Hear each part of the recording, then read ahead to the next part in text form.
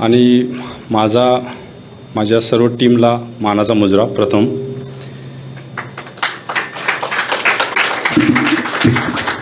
त्यावेळेला स्टेज थोडंसं उंच झाले, मागच्या वेळेला खूपच खाली होतं, त्यामुळेच लेज हवेत आल्यासारखं वाटायला. नाही, ह्याच्यापेक्षा आता जास्त उंच कंपनीची उंची वाढणार. तर 11वा वर्धापन दिन. आज आपल्या संस्थेच्या 11व्या वर्धापन दिन आहे. मी थोडंसं माझं भाषण जे आहे ते मांडलेलं आहे, नाहीतर असं बोलायला लागलं तर त्याला काय परिसीमा राहत नाही किंवा मग जास्त वेळ पण जातो. तुम्हाला मी ऑफिसमध्ये जाणवलं असेल, बोलायला लागलो किती वेळ जातो माझं मलाच कळत नाही, मग तुम्हालाही धांदल होते. तर या खास प्रसंगी मला तुमच्याशी अशा काही गोष्टी शेअर करायच्या आहेत, ज्या फक्त आपल्या कंपनीपुरती या मर्यादित नाहीत, तर आपल्या प्रत्येकाच्या वैयक्तिक आयुष्यात एक नवी दिशा देऊ शकतात. तर काय आहेत या गोष्टी? इथं बरेच जण तरुण आहेत, म्हणजे आपली कंपनी पण तरुण आहे. We are young company with fresh minds. Okay, असं मला नेहमी वाटतं, किंवा आम्ही अशी टॅगलाईन पण ठेवली होती, we are young company with fresh minds वगैरे, असं काही काही टॅगलाईन पण ठेवल्या होत्या. तर तरुणांना एक नेहमी प्रश्न पडतो, तरुणांना आणि तरुणींनासुद्धा, आयुष्यात नक्की जिंकायचं काय आणि कोणावर? मित्रांनो, खरा विजय जो आहे हा कोणत्याही वस्तूवर किंवा परिस्थितीवर किंवा दुसऱ्या व्यक्तीवर मिळवायचा नसतो. खरा विजय हा स्वतःवर मिळवायचा असतो. प्रथम, एकदा का तुम्ही स्वतःवर विजय मिळवला किंवा ताबा मिळवला की बाकीचं जिंकणं जे आहे पुढचं आयुष्यातलं, ते अगदी सहज आणि सोपं होऊन जातं. पण हे करताना आपल्याला परिस्थितीशी, लोकांशी आणि समस्यांशी संघर्ष करावा लागतो. ते कुठं चुकत नाही. एक गोष्ट लक्षात ठेवा की परिस्थिती जितकी कठीण, तेवढं स्वतःला सिद्ध करणं तितकं सोपं होतं. ह्याचं कारण असं आहे, कारण संकटच आपल्यातली खरी आत्मशक्ती, ज्याला इनर स्ट्रेंथ असं आपण इंग्लिशमध्ये म्हणू, जागी करतात.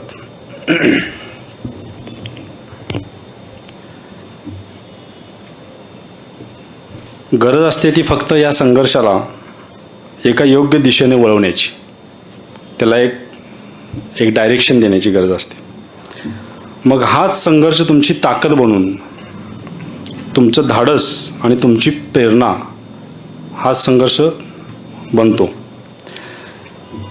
जर आयुष्यात संघर्ष नसेल तर स्वतःचं एक मोठं गोल सेट करा आणि कामाला लागा. ते गोल मोठा असू दे, छोटा असू दे. मी आधीमध्ये पण टीमशी बोलताना हे सांगितलं होतं की you decide some small goals. Okay, not necessary it has to be a very big goal.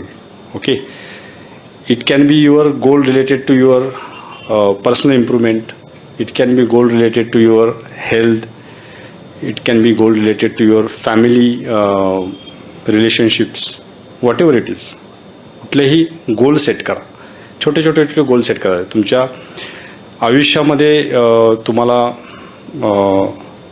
म्हणजे कुठं सॅड वाटत असेल, काय वाटत असेल, तर ते आपल्याला त्या परिस्थितीमधून जात असेल आपल्याला, तर ते सुद्धा एक गोल आहे की आपण त्यातनं कसं बाहेर यायचं, how we have to make our self feel better. तर असे छोटे मोठे गोल सेट करावं लागतात आयुष्यामध्ये. तर आपल्या संस्थेची सुरुवातसुद्धा अशाच एका संघर्षातून झाली. संघर्ष प्रत्येकाच्या आयुष्यामध्ये असतात, ते कोणालाही चुकलेले नसतात. ओके, आणि संघर्ष नसतील तर आपण, मला असं वाटतं की खूप गरीब आहे. संघर्ष असेल तर आपण खरोखर श्रीमंत आहे. ही पहिल्यांदा गोष्ट लक्षात घेणं गरजेचं आहे. तर संघर्ष होता, एक आर्थिक संघर्ष असतो सगळ्यांनाच सुरुवातीला. आर्थिक संघर्ष वरती मात करता येते. आर्थिक संघर्ष तर आपण बाहेर पडू शकतो. आपण जसं करिअर आपलं ट्रान्सफॉर्म होतं, करिअर आपलं प्रोग्रेस होतं, तसं आर्थिक संघर्षातून आपण बाहेर पडू शकतो. आणि ते मला वाटते जरा सोपं असते, तसं काही अवघड नसते जास्त. तुम्हाला हळूहळू ती प्रचिती येत जाईल. पण दुसरा संघर्ष असतो तो म्हणजे कौटुंबिक संघर्ष, मानसिक संघर्ष, सामाजिक संघर्ष, असे बरेच प्रकारचे संघर्ष आहेत. आजूबाजूला आपल्या समाजामध्ये पण जे अस्थिरता किंवा जे आपण बघत असतो त्याच्यामध्ये पण एक बेचैनी अशी आपल्यामध्ये सुरू असते. काय मनामध्ये एक मनामध्ये संघर्ष सुरू असतो की हे सगळं चाललं आहे, त्याचं आपल्याला जे काही करता येत नाही, हातबल आहे असं पण वाटत असतं. किंवा कुटुंबामध्ये किंवा आपल्या मनामध्ये किंवा आपल्याला स्वतःलाही कधी कधी आपण बॅड फेजमध्ये असतो, डिप्रेशनमध्ये असतो किंवा एक डिप्रेसिव्ह मोडमध्ये असतो. तर हे एक वेगवेगळ्या प्रकारचे संघर्ष आहेत. तर कौटुंबिक आणि मानसिक तणावाच्या एका कठीण काळातून जात असताना मला अध्यात्माची ओळख झाली. कठीण काळ होता, तर आपण त्या काळामध्ये काहीतरी शोधलं पाहिजे की काहीतरी आपल्यामध्ये होते, तर आपल्याला काय कसं बाहेर पडता येईल यातून, किंवा काय दिशा देता येईल ह्याला, ह्या बेचीला काय दिशा देता येईल. तर एक अध्यात्माची ओळख झाली. आणि तिथून मला जाणीव झाली की आयुष्य हे फक्त स्वतःपुरतं किंवा पैशापुरतं मर्यादित ठेवायचं नाही, तर त्याला एक काहीतरी दिशा द्यायची आवश्यकता आहे. तर त्यावेळेला तुम्हाला हे सांगणं आवश्यक आहे किंवा this is one of the method असं म्हणता येईल. मी बरीचशीच पुस्तकं वाचली होती त्यावेळेला. आता जरा पुस्तकं वाचायला मिळत नाहीत किंवा मिळत नाहीत म्हणण्यापेक्षा माझ्या आता पुस्तक वाचायची सवय कमी झालेली आहे किंवा सवयी बिघडलेली आहेत असं पण म्हणू शकतो. ठीक आहे. तर तब्बल 75 दिवस सलग सकाळी पहाटे 5 वाजता साधना करून, जी की योगाची साधना असते, ती करून एक विचार लिहून ठेवत होतो मी, एक ध्येय लिहून ठेवत होतो. आणि इच्छाशक्तीच्या जोरावर मनावर एक ध्येय कोरलं. आणि ते ध्येय जे होतं ते तुम्हाला मी आज इथं वाचून दाखवतो, जे की मी सलग 75 डेज तारीख टाकून लिहिलं होतं वहीमध्ये. आणि ते ध्येय होतं ते to achieve financial freedom, to enhance confidence and inner strength to such a level that I can transform my inner noble ideas for the greater benefit of the society. हे कुठून तरी मनात आलेलं ध्येय होतं. तर त्यावेळेला काय ध्येय असं म्हणजे खूप पैसे मिळवायचे, खूप श्रीमंती, खूप हे करायचं, खूप असं ध्येय आलं नाही मनात, माहीत नाही. त्यावेळेला कदाचित अध्यात्माच्या आपण फेजमध्ये असल्यामुळं असं काहीतरी ध्येय कुणालाही येऊ शकतात. तर हे ध्येय आपण मराठीत समजून घेऊया. याचा अर्थ मराठीमध्ये असा आहे की आर्थिक स्वातंत्र्य मिळवून स्वतःच्या आत्मविश्वासात आणि शक्ती इतकी वाढवणे. म्हणजे आर्थिक स्वातंत्र्य मिळाल्यानंतर आपल्यामध्ये आत्मविश्वास येतो, आपल्यामध्ये आत्मशक्ती वाढते, जेणेकरून आपल्या चांगल्या विचारांचा उपयोग समाजाच्या कल्याणासाठी करता येईल.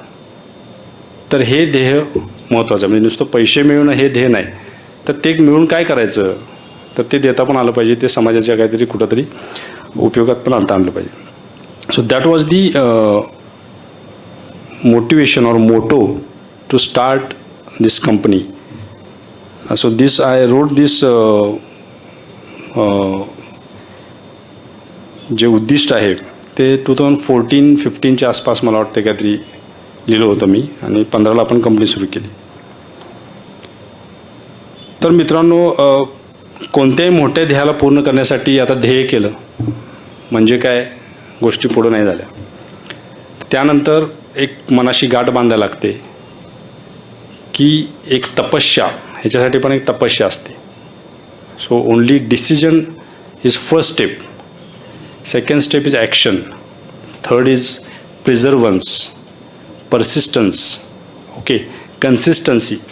ह्या अशा त्यातल्या पायऱ्या आहेत वेगवेगळ्या प्रकारच्या. तर आपल्या काही ग्रंथांमध्ये आपण जे मूलभूत काही ज्ञान आहे किंवा पूर्वीपासून जे ऐकत आलेलं आहे त्यामध्ये असं 12-13 वर्षाच्या तपस्येनंतर सिद्धी मिळते असं आपण ऐकत आलं, बरोबर? की एवढी तपस्या केल्यानंतर सिद्धी मिळते, एखाद्याला शक्ती प्राप्त होते किंवा त्याला काहीतरी स्ट्रेंथ प्राप्त होते. आज आपल्या 11 वर्षाच्या प्रवासात आपण सर्वांनी मिळून, आपण सर्व टीम, वन टीम म्हणून ही तपस्या आपण सर्वांनी केलेली आहे. त्यामध्ये सर्वांचा सहभाग आहे. जे अगोदरचे आपल्या प्रवासात होतात, आत्ताही आहेत, पुढेही राहणार आहेत. तर हे जे ध्येय कधी काळी एक छोटं बी होतं, आज तुमच्या विश्वासामुळे आणि सक्रिय जबाबदारीमुळे महत्त्वाचं एका मोठ्या वटवृक्षात रूपांतर होताना दिसत आहे.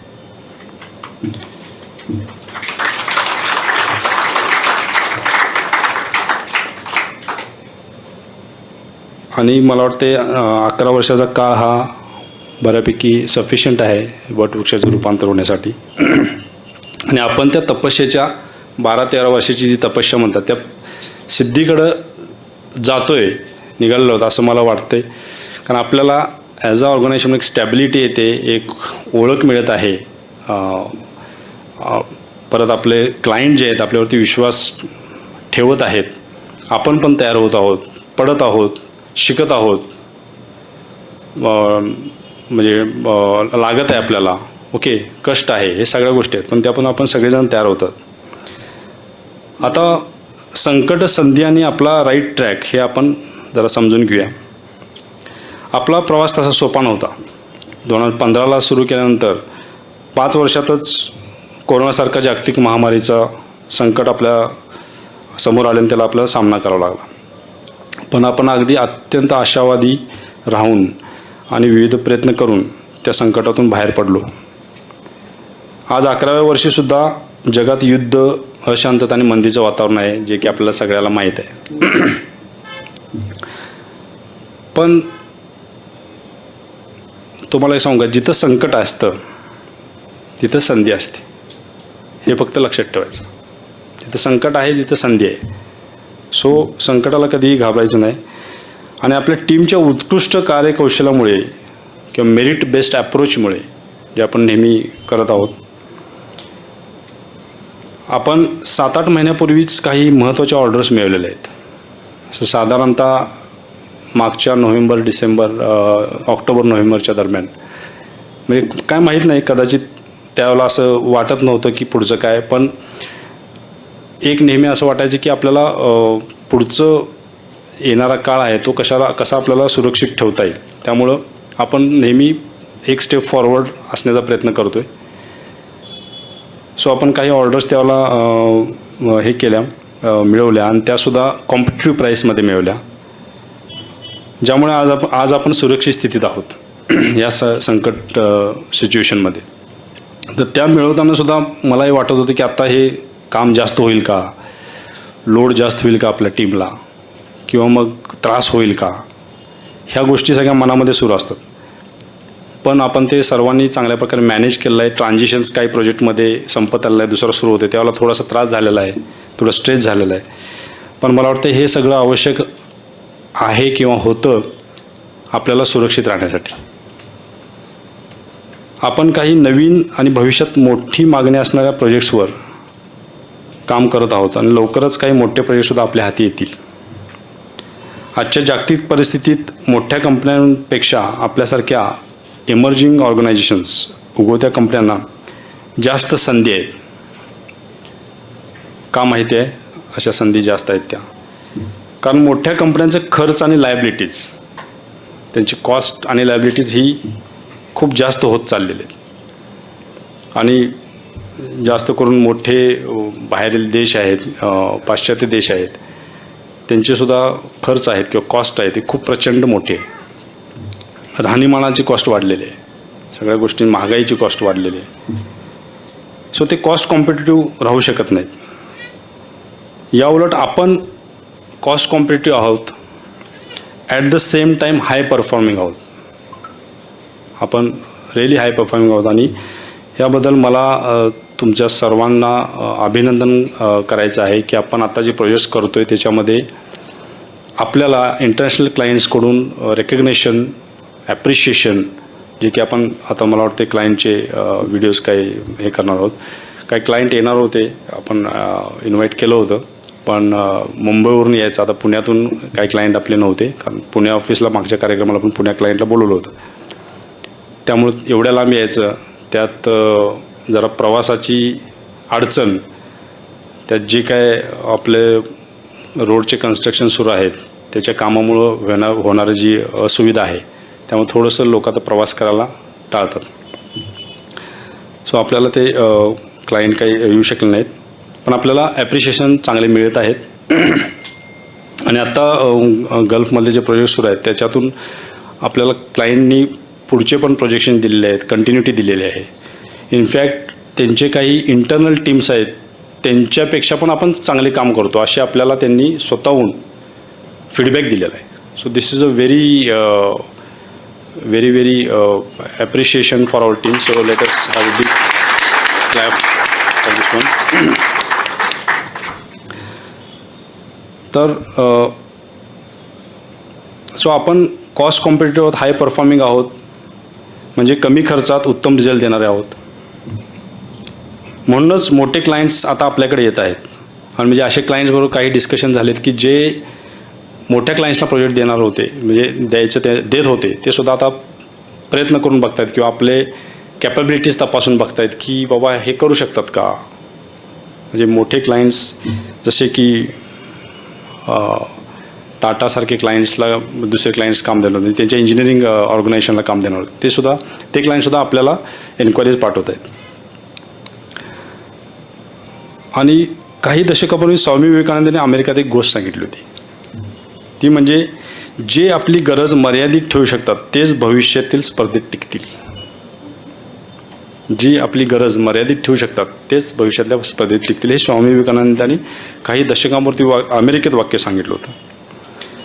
आज जग स्पेंडिंग आणि कॉस्ट बबलिंग इकॉनॉमी कडून सेव्हिंग आणि कॉस्ट कटिंग इकॉनॉमीकडे वळतंय आणि आपण अगदी योग्य ट्रॅकवर आहोत.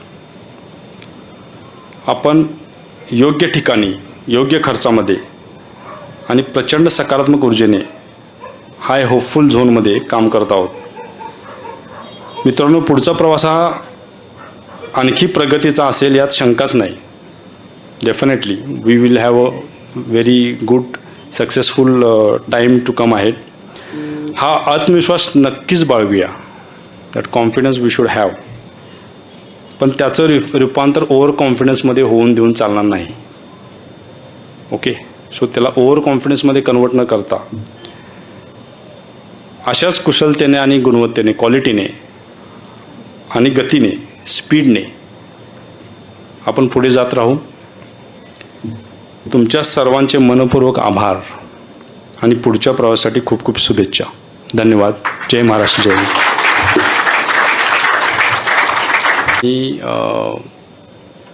संदीप सरांनी एक छानशी कविता लिहिली आहे. ती मागच्या ट्रिपला मला वाटते सरांनी ऐकून दाखवली होती. तर आम्ही ती कविता आपल्या कंपनीच्या प्रवासाशी अगदी म्हणजे त्यांनी तोच प्रवास त्या कवितेमध्ये मांडला आहे. तर ती आम्ही प्रयत्न केला आहे की तो जो प्रवास आहे आणि ती कविता कशी एक सोबत प्रेझेंट केली जाईल. So will have that presentation. Please. Thank you.